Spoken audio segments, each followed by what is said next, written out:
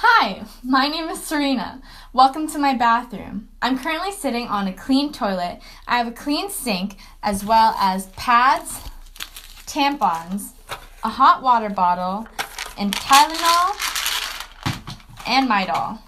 These are all things that are essential for me when I'm menstruating. However, not every female has access to one or more of these things.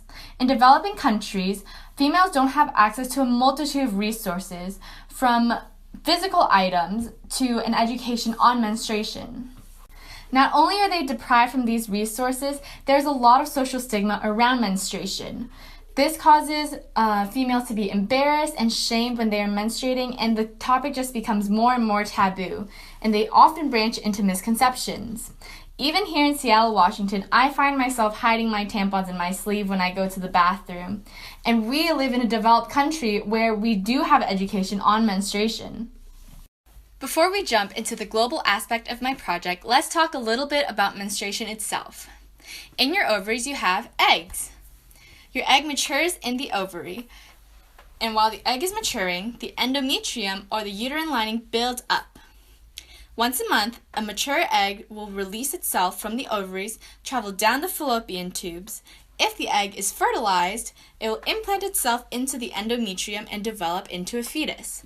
If the egg is not fertilized, the egg and the endometrium will exit out of the body through the vaginal canal. This bleeding is what we call menstruation. To collect the blood, common hygiene products are pads, tampons, or menstrual cups. However, in developing countries, these resources are often scarce or too expensive to afford. Alright, now let's talk about the global aspect. Menstruation is very taboo in many developing countries. This leads to a lack of education and misconceptions about menstruation for both females and males. Females are not educated about their own bodies, and when they find blood in their underwear, they are often shocked and confused and may even think they're dying. And for males, they don't understand what's happening to the girls' bodies either, and so they end up teasing them about it. This leads to a lot of shame and embarrassment, and oftentimes girls start to miss school and eventually drop out. The lack of education about menstruation also creates misconceptions. One of these misconceptions revolves around the concept of virginity and the use of tampons. In some cultures, females who use tampons are considered slutty or not virgins. There are some extreme cases, such as in Nepal, there's a practice called chapati, and this is the practice where menstruating females are isolated into sheds away from the community, and this causes a lot of lives to be endangered because there is a lack of food and a lack of clean water for them in these huts. And also there are fires in these huts, and sometimes at night the smoke from the fire can actually suffocate these females in the hut, and no one knows what happens because they're isolated from everyone else. It is common in various countries to believe that menstruating females are impure or dirty. This leads to a wide range of restrictions, from touching books or practices such as chapati. With the restrictions that are placed on females, such as not being able to touch books or missing school due to embarrassment, there are less and less females that will contribute to the economy. If the unemployment gap were to close between males and females, there would be a 1.2 increase in gross domestic product in a year. This really shows how more educated females will benefit the country as a whole. So how are you going to help females across the globe? Well, a temporary solution is reusable feminine hygiene products. One reusable feminine hygiene product is the Thinks Period Panty. This is basically an underwear that absorbs blood just like a pad or tampon would, and it looks just like regular underwear and even washes like regular underwear.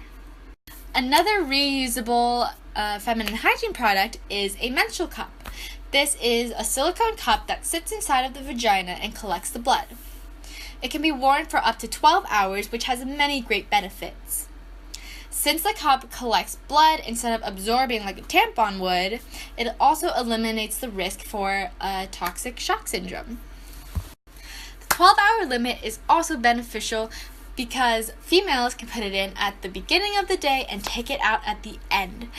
This allows them to avoid the constant need to find a clean bathroom and any teasing that may come from their frequent bathroom visits. Even with reusable hygiene products, cleaning is still an issue.